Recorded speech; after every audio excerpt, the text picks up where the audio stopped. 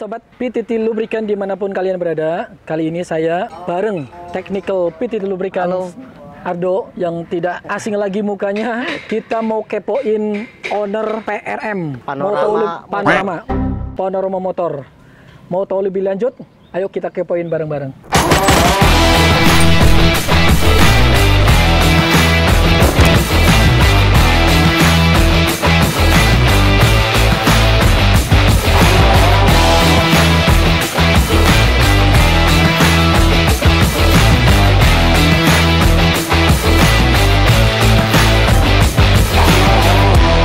Halo Sobat PTT Lubricants dimanapun kalian berada. Nah, kali ini saya lagi bareng ownernya Panorama Motor. Bagaimana nih Pak nih kabarnya nih Pak? Baik. Nah, ini saya lihat sih dari bengkelnya kebanyakan mobil-mobilnya dari Amerika nih Pak. Betul. Ya, Chevrolet, Opel ya. Ya. Oke. Emang spesialis atau gimana? Awalnya kita berdiri itu memang kita mengkhususkan diri di Chevrolet. Tapi sekarang kami memiliki sekitar 3 bengkel yang kami pecah-pecah, ada PRM1, PRM2, sama Dynamic yang di Depok. PRM1 khusus untuk handle Chevrolet dan Hyundai. PRM2 itu handle mobil Eropa Amerika. Eropa Amerika. Dynamic yang di Depok itu ngehandle Jepangan. Jepang umum. Lebih ke umum Nisda, ya. Nissan, Mazda, Toyota, Honda dan lain-lain gitu. Jadi kita punya klasifikasi yang berbeda-beda untuk setiap bengkelnya. Gitu. Servis apa aja nih yang diterima di sini dengan PRM? Kalau PRM1 ini kebetulan divisi berat. Kita punya slogan baru kan Towing Brotherhood gitu. Rata-rata yang datang di sini tuh di towing. Sahabat towing ya. Sahabat towing. Makanya kita lagi bikin campaign baru tuh Towing Brotherhood karena memang hampir 40% datang itu di towing. Berarti luar daerah juga bisa. Betul. Kita paling jauh Jeneponto, Sulawesi. Mantap ya. Berarti artinya Panorama 1 ini khusus untuk kerja berat. Betul, kerja berat. Overhaul gitu ya. Dengan perbandingan komposisi 80-20. 80% pasti pengerjaan berat seperti yang dilihat di depan. 20% regular customer yang servis rutin. Makanya sedikit sekali melihat ada customer lalu lalang di sini karena memang purpose-nya perbaikan berat. Selain di mesin, elektrikal atau yang lain-lain? Servisnya? Kita di sini full service. Full service. Mulai dari ECU, mulai dari install ulang ECU, BCM, transmisi, mesin, sampai rewiring semuanya kita kerjakan. Selama itu di ranahnya standar, bukan reinforce ya kayak racing dan lain-lain. Kita modifikasi ya. Kita walaupun bisa kita nggak melayani itu. Saya lihat nih Pak, di depan itu banyak-banyak apa namanya kayak mobil-mobil yang terbengkalai, sorry nih. Nah itu terima kampakan atau gimana? Nah kalau di Nyuwun Sewu bukan mendeskripsikan bengkel, tapi kalau di tempat-tempat lain kan uang sudah masuk, mobil nggak kelar-kelar karena bengkelnya yang bermain. Tapi kalau di kami, ini kesalahan kami juga. Kami dulu nalangin semua mobil. Turun mesin nggak perlu DP, kita talangin selesai baru bayar. Nah sialnya ada beberapa konsumen kayak seperti sengaja buang mobil. Jadi betul. Ada sekitar kalau nggak salah ada 12 unit yang sudah selesai tapi dia yang ambil. Jadi di PRM sendiri ada case-case tertentu nggak sih yang permasalahannya memang krusial atau berat dan unik atau bagaimana nih? Case unik banyak. Kalau cerita unik ya paling sering kita bentrokan sama debt collector. Karena ada beberapa konsumen kami seperti sengaja menyembunyikan mobil di bengkel. Servisnya sebetulnya ringan gitu kan, tapi dia 3 bulan nggak ambil. Tahu-tahu ketika kami start mobil, mungkin GPS-nya nyala, debt collector geruduk-geruduk kayak tawuran anak SMA gitu datang. Itu terjadi gitu. Itu terjadi, mau memaksa kami, akhirnya kita sepakat untuk menjebak konsumennya dan lain-lain biar mau bayar ke kami. Karena kan kami pun udah melakukan kayak semacam apa ya, nalangin perbaikan itu. Secara teknis banyak juga sih, kebanyakan turun mesin dan kebanyakan juga karena faktor oli. Kerusakan oli mesin itu kan tidak instan. Tidak instan, benar. Tapi akumulasi. Kadang-kadang ada customer yang nge-air, semua oli sama. Ya. Karena kami pun melakukan perbaikan itu dengan research yang tidak sebentar. Di awal-awal kami butuh 3 tahun, termasuk tes produk dan lain-lain.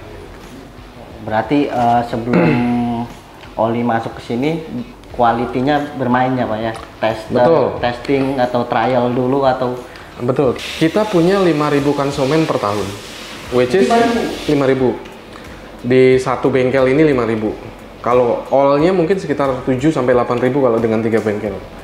Dari 7.000, let's say lah keseluruhan 7.000 customer dibagi 12 berarti rata-rata sekitar 500-600 yang masuk PRM. Terlepas PRM 1, PRM 2 atau dynamic ya.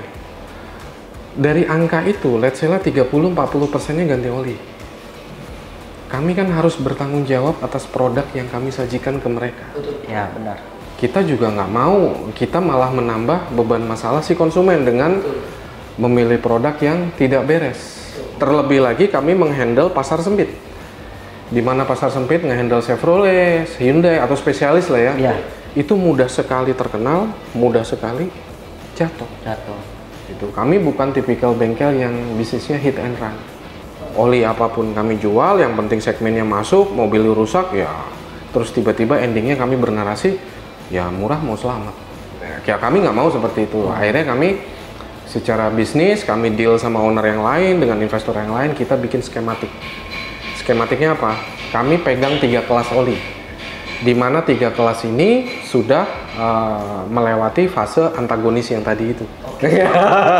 Jadi melewati fase antagonis yang tadi, kami pun menyadari semua customer itu punya segmentasi sendiri. Kami nyebutnya nyuwun sewu middle up, premium. Nah, sehingga kami mengklasifikasikan oli itu di 3 kelas ini, yang 3-3-nya pun kami berani declare ke konsumen, Pak ini sudah lewat uji. Oli ini sudah kami siksa. Dengan berbagai jalan kondisi, dengan kondisi jalan, rute, tanjakan dan lain-lain, dengan berbagai macam kualitas bahan bakar dan adiktif. Sehingga satu oli ketika brand ini mau masuk ke kami, paling cepat 30 hari kami baru bisa mengiyakan atau tidak.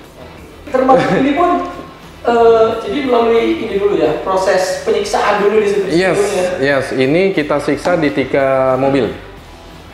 Hyundai Santa Fe, Pajero sebagai perwakilan diesel Jepang, sama Captiva sebagai diesel yang super duper sulit untuk ngehandle-nya. Kalau di Hyundai Santa Fe ini kan dibilang tricky handle-nya. Karena banyak orang awam semua diesel sama, oh no, beda. Setiap diesel itu punya karakter, punya metalurgi, bahan baku mesin yang berbeda-beda. Let's say lah kita bicara Santa Fe. Santa Fe built-in-nya itu kebanyakan baja tuang, iron cast. Ya, iron cast. Nah, untuk Captiva itu percampuran antara iron cast sama aluminium itu 50-50. Kalau di Santa Fe bisa kita bilang 70-30, 30% aluminium, 70%-nya kebanyakan baja tuang keras. Olinya pun berbeda. Apa yang bagus di satu mobil, hasilnya akan jelek di mobil yang lain. Nah, tugas kami uji lab itu mencari balance. Bisa masuk di sana, bisa masuk di sini, bisa masuk di sini. Nah, itu tugas kami sebagai bengkel yang menjaga customer satisfaction. Ketika masuk ada mobil, misalkan kita uji tes kan paling sering pakai Pajero. Let's say lah Fortuner masuk. Yuk pakai oli apa? Pakai oli ini. Mereka tidak akan banyak bertanya. Oh, bengkel ini pasti sudah cari oli yang balance untuk konsumennya. Itu kenapa dari 48 produk yang kami uji, hanya 11 yang menurut kami balance. Menurut kami itu balance. Bukan berarti oli-oli yang sisanya itu jelek, bukan. Tapi mungkin tidak sesuai dengan metalurgi si mesinnya sendiri. Mungkin. Jadi mungkin masuk standarisasi PRM gitu ya Pak ya? Iya, itu kenapa kami dibilang rewel. Standarisasi tersendiri. Betul. Karena kan kadang-kadang orang jualan itu kecap nomor 1, Pak. Iya.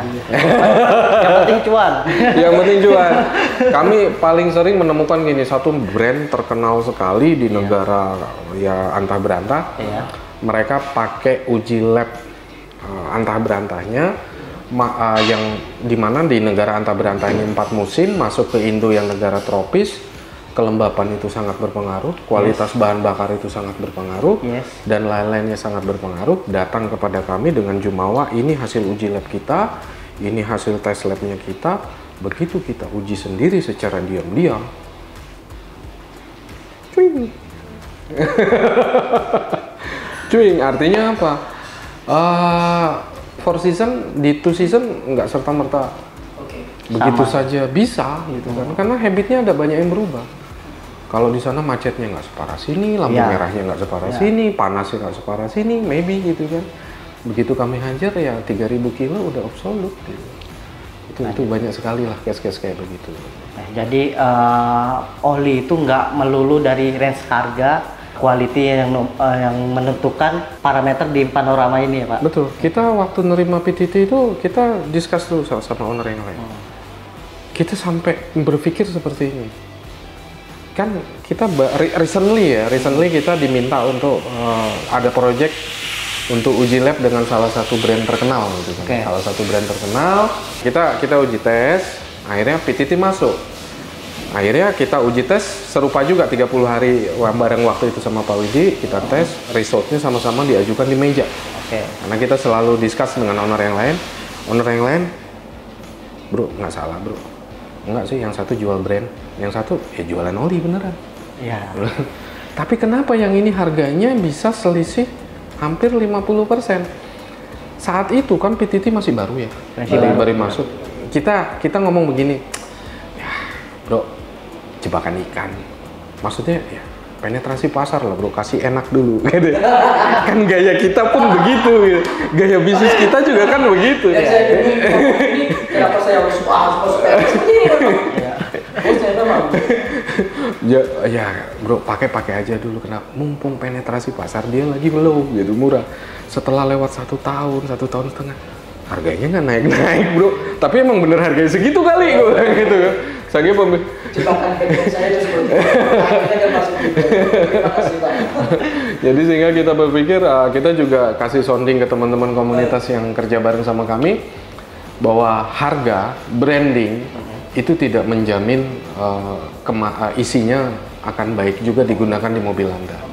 Kita tidak mendeklar olinya jelek, mereknya jelek, tapi mungkin tidak cocok untuk bahan baku mesinnya, bahan baku cuacanya.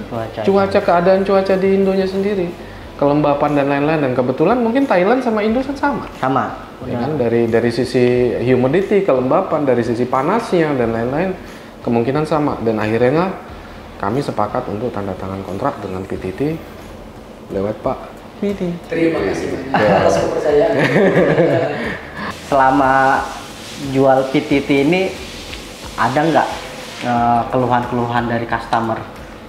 Keluhan secara spesifik mungkin ada, tapi sebenarnya lebih ke human error. Nah, biasanya kan kalau bagi user-user awam nih, masalah oli, mereka biasanya pakai ini nggak apa-apa. Setelah pakai oli ini, kok mesin jadi ngelitik atau mesin jadi istilahnya tenaganya boyo atau apa kan? Kalau ke arah perform tidak, Pak. Perform tidak, tapi kalau ke arah ketidaktepatan penggunaan bahan bakar ada. Nah, benar. Contoh seperti ini. Seperti yang kita tahu, API service itu kan dibuat berdasarkan spesifikasi mesin. Ya kan, mesinnya pakainya apa, lenongan bedakannya pakai apa. Kalau bahasa kita bedakan itu apa ya? Ada turbo, EGR dan lain-lain. Ya. Lenongannya gitu kan. Nah, kadang beberapa mesin itu kayak misalkan mesin yang ber-DPF. Dipakaikan Dynamic Common Rail seri ini. Ya, tentu akan masalah. Tenaga buyuk dan lain-lain. Kenapa? Mesin yang memiliki DPF, diesel particulate filter, berbeda dengan mesin yang memiliki katalis 3-way catalytic. Rata-rata diesel sekarang kan kalau nggak 3-way catalytic, DPF. Ya, apa sih 3-way catalytic? 3-way catalytic itu katalisnya ada 3. Satu di bawah setelah turbo, yang satu lagi di knalpot setelah resonator. Nah, kalau yang 3-way catalytic itu cenderung free choice. Free choice itu mau E6, E7, E8, ACA-nya ya, ya fine-fine aja. Tapi kalau untuk mobil yang memiliki DPF, diesel particulate filter, pilihlah yang E6, E7, E8 sampai E9. Kalau mau free ya E9 aja semuanya. Kalau pakai yang tidak support DPF, ya pasti tenaga boyo. Karena dia perlu buangan partikulatnya itu kering, nggak boleh ada oli. Nah, ketika dikasih oli yang tipikalnya kayak 3-way catalytic yang dia debu partikulatnya itu pasti ada sedikit oli lembabnya, ya pasti bermasalah, nyumpet si DPF-nya. Gitu. Itu yang sering kami temukan di lapangan. Begitu kita tanya, oli punya pakai apa? Gitu. Dia tanya pakai ini PTT juga kok. Bilang ya salah mazhab sih aku bilang gitu. Ini teknis banget, teknis banget. Jadi dapat disimpulkan yang dibilang tadi Pak Hikmat, masalah DPF katalitis itu ditentukan berdasarkan mesin, 1, 2 bahan bakar kualitinya. Betul. 3 itu standarisasi. Oke, kalau dari E7 itu kita bicara HDDEO. Betul, HDEO. Nah, heavy kalau duty engine oil. Untuk segmen heavy duty-nya. Iya. Kalau untuk segmen light duty itu kita bisa pakai ACA C3. Nih, ini kita udah sering bahas masalah ini. Betul. Ya, karena banyak user diesel itu kurang edukasinya kurang. Gitu. Kadang yang sering terjadi dan menyedihkan itu. Wah, merek ini nggak tangguh. Wah, merek ini nggak tangguh. Sebetulnya bukan nggak tangguh, saldo lu yang nggak tangguh. Kenapa gue bilang saldo lu nggak tangguh? Gitu? Lu sanggup beli mobil 500 juta sampai 1 M. Oke. Ganti oli, nyari oli yang 70 ribuan, 50 ribuan. Ditambah minumnya yang gocengan. Nah, udahlah. Mobil elit BBM sulit. Nah, udah. Ditambah lagi olinya nggak elit juga, gitu kan. Akhirnya tidak sesuai dengan kemampuan spesifikasi. Yang terjadi apa? Ah, merek ini jelek, jangan dibeli. Elunya yang nggak elunya yang masalah gitu, bukan mobilnya. Gitu. Ibarat orang sakit tuh. Zaman sekarang saya selalu menganalogikan ke konsumen kan, kalau secara bahasa teknis itu kan sulit dimengerti. Akhirnya saya pakai analogi simpel. Ya. Kayak sering gini, Pak, you batuk lu batuk kering, gitu kan. Tiba-tiba lo kasih batuk yang komposisi batuknya itu pilek, yang basah, batuk berdahak, pilek, demam tinggi dan lain-lain. Ya lu lama lah sembuhnya. Makanya obat batuk dibikin berbeda-beda. Gitu. Oli mesin pun sama, spesifikasi setiap misalnya dynamic common rail, dynamic long drain, ya pasti dibuat berbeda karena purpose-nya pun berbeda. Teks simpelnya, you mau long drain, dynamic common rail long drain, punya rezeki lebih, mobil lu 3-way katalitik, ambil long drain, is okay, nggak masalah. Mau pakai yang PTT ini, nggak apa-apa, yang 3-way katalitik. Tapi yang DPF, pakai yang ini, oh no, sorry. Lu pakailah yang long drain. Karena khususnya untuk DPF gitu kan. Tapi yang ini pun, oh ini udah E7. Ini pun udah bisa DPF. Cuman kita lebih menyarankan ke yang long drain. Gitu. Tapi pakai long drain pun BBM-nya Pertalite, bos, jangan Bioson. Kenapa? Long drain itu spesifikasinya low to mid. Jadi kalau sulfur, dia ada retensi terhadap asam sulfur. Kalau asam sulfurnya terlalu jumawa, ya olinya pun nggak kuat. Sekuat apapun, se-branded apapun, kalau nggak sesuai spesifikasi ya rungkat. Lu pakai oli paling mahal seperti yang si Om bilang 250.000, 300, tapi spesifikasinya nggak sesuai, yang ada lu nyalain merek gitu kan. Padahal lu nya nggak ngerti gitu. Itu sering lah terjadi, sering terjadi di customer kami yang datang. Termasuk saya ganti oli rutin, tapi kok metal jalan saya ngelipat dan lain-lain. Oke, ganti oli rutin, ganti oli lu berapa? 10.000 kilometer. Ya udah lah ya, lu pasrah aja kalau 10.000 kilo gitu kan. di hasil uji lab kami itu dengan bahan bakar tinggi asam sulfur, tidak satupun merek bisa lolos di atas 10.000 km. Mau dari merek yang low sampai yang premium, kami berani jamin tidak ada yang tahan 10.000 km. Itu yang banyak orang salah persepsi. Itu kan yang kenapa bisa seperti itu?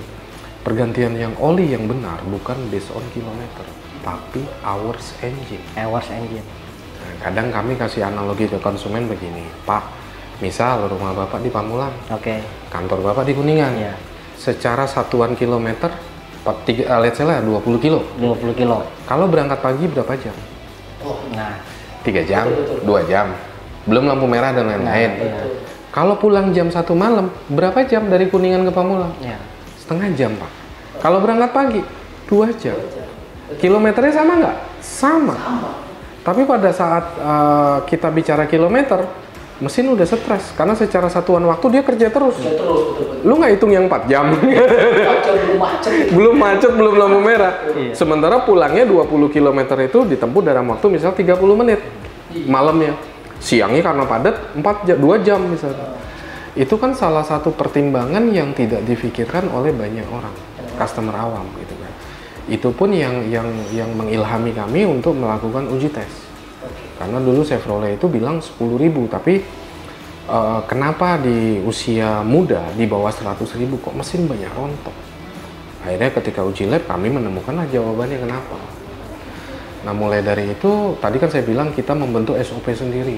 SOP sendiri itu fundamentalnya apa? Fundamentalnya uji lab oli. Oh uji lab oli segini, ini begini, ini begini, ini begini, termasuk pergantian oli matic dan lain-lain. Kami yang lain misalkan 50.000 atau 100.000 ganti oli matic, kami terapkan 20.000 kilo. Karena apa? Karena based on jam, rata-rata standarisasi mobil dari pabrikan itu kan 350 jam sampai 400 jam kerja. 400 jam Pergantian oli. Udah paling bagusnya 500, udah paling bagusnya. Paling bagus 500. Itu pun kalau volume olinya mungkin 8 liter. 8 liter ke atas. Atau 9 liter. Lah, sekarang volume oli misalkan 4 liter diesel, you paksakan 10.000, apa nggak nangis mesinnya? Kalau diajakin ngobrol itu udah teriak-teriak. Ditambah minumannya yang gocengan lagi. Yang asam sulfatnya kuat. Betul. Aduh. Ditambah lagi Euro 4 lagi kan. Euro 4 itu kan punya mesin Euro 4 tuh begini. Dia ramah lingkungan. Ramah lingkungan. Kotorannya ditelan sendiri sama mesinnya. Sampahnya semua ada di situ gitu. Jadi hasil pembuangannya dikembalikan lagi. Itu yang kita dibuang lewat gas buang kan? Enggak, kecil, diperkecil. Disaring lagi. Contoh diesel itu kan kalau orang awam bilang asap.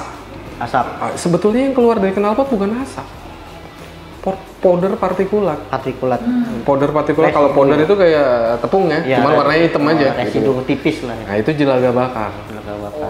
Nah kalau di mobil diesel konsep Euro 4 tuh begini. Begitu dia pembakaran, masuk gas buang, sebagian itu diambil lagi untuk masuk lagi ke intake lewat EGR. Engine gas resirkulasi. Yang jadi masalah, EGR ini hanya mampu menurunkan shock NOx karbon dioksida, racun-racunnya diturunin, tapi powdernya tidak disaring, sehingga powdernya masuk lagi ke dalam mesin lewat intake. Gitu. Itu kenapa ganti oli baru berapa jam udah hitam. Itu kalau mesin diesel, karena di dalamnya ada powder partikulat, dan powder partikulat ini sifatnya asam, ya kan? Sudahlah sifatnya asam, olinya misalkan TBN-nya terlalu minim, antioksidannya terlalu tipis dan lain-lain, baru dituangin sudah suruh berantem sama powder partikulat. Korosif juga nggak? Betul. Sama. Orang awam akan berpikiran apa korelasinya antara BBM dengan oli, ya kan? Korelasinya tentu ada. Adanya dari mana? Orang awam akan bilang bahwa pengapian biar nggak bingung, diesel itu ada dua jenis supply BBM, direct injection sama indirect injection. Kalau indirect injection itu kan ngikut klep, bahan bakarnya sama udara. Iya. Kalau direct injection kan piston langsung ketemu sama injektor. Iya. Nah, pada direct injection, cycle pengapian itu tidak hanya satu kali ketika bikin tenaga, dia 2-3 kali. Setelah tenaga berhasil, dia nyemburin lagi, tapi volumenya sedikit. Tujuannya untuk pendinginan ruang bakar. Nah, itu kan disebutnya minyak mentah. Minyak mentahnya itu nyampur di sela-sela dinding liner, turun ke bawah, bercampur dengan oli. Kalau misal BBM mentahnya ini terlalu banyak, terjadilah yang namanya FD atau fuel dilution, percampuran bahan bakar mentah ke oli. Ciri-cirinya apa? Oli baru ganti 1000 kilo udah kental banget. Wah, kental banget. Naik. Ya, viskositas pasti naik. Yang disalahin siapa? Oli. Udah. Nah, case itu yang kita temui ya, Mas Angga, case seperti itu. Jadi mereka yang salah memahami oli tersebut, memahami mesin tersebut itu. Jadi kita yang dikambing hitamkan olinya nggak bagus. Oli nggak bagus. Ini ya, kebetulan kita belain. Kita dapat banyak banget ilmunya nih. Kita dapat ilmu banyak banget dari Om Hikmat nih. Ada beberapa case juga oli bensin dipakai di diesel. banyak banget. Kalau di luar negeri, oli bensin dipakai di diesel selama spesifikasinya secara ACA-nya itu tadi yang C3 itu masuk, bisa pakai nggak ada masalah. Low sulfur syaratnya. Low sulfur Euro 4 itu berapa? 0 sampai 50 ppm. 50 ppm. Di bawah 50 ppm. Di bawah 50 ppm. Pertanyaannya, bahan bakar terbaik yang dimiliki oleh apa ya, perusahaan negara kita. Negara kita, benar. 300 ppm, bro. Itu nggak memenuhi syarat untuk Euro 4. Jadi gimana nih, Pak? Operasional sendiri di PLN nih. Dari jam berapa sampai jam berapa? Kita operasional Sabtu sampai Kamis itu jam 9.30 sampai jam 5 sore. Kita libur. Jadi beda-beda ya setiap bengkel. PRM 1 itu libur setiap hari Jumat. PRM 2 itu sama Dynamic libur setiap hari Senin. Dynamic sendiri, Dynamic? Dynamic tuh sama operasional 9.30 sampai jam 5, PRM Gading juga jam setengah 10, 9.30 sampai jam 5 sore. Untuk special case kita bisa sampai subuh. Ya kayak seperti ini ya. Ya malamnya. Asal gini aja, Mas. Ini kerjaan 2 hari bisa nggak 1 hari? Ya wani piro. Benar. Sampai jam 2 jam 3 pun oke lah. Asal wani piro aja gitu. Nah, untuk sobat PTT Lubricants yang ada di area Tangerang Raya, silakan datang ini bengkel PRM yang alamatnya gimana nih Pak? Ini Jalan Serwaraya nomor 3. Ini yang satu. PRM 1. PRM 1 Jalan Serwaraya nomor 36.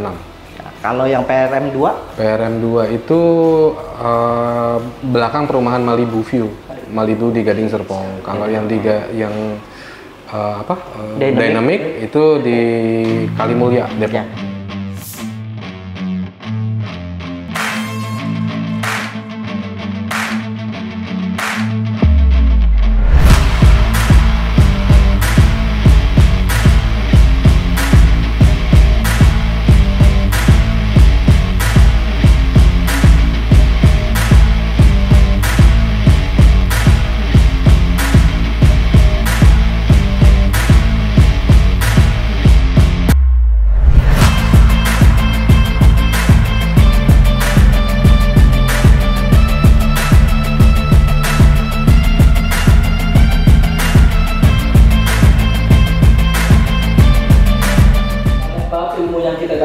Dari PRM. Mungkin kita akan lanjut bincang-bincangan di podcast ya. Di podcast karena ini jujur kalau kita bahas teknis ini panjang lebar kali tinggi ini. Jadi nanti kita ketemu lagi di bengkel rekan PTT selanjutnya.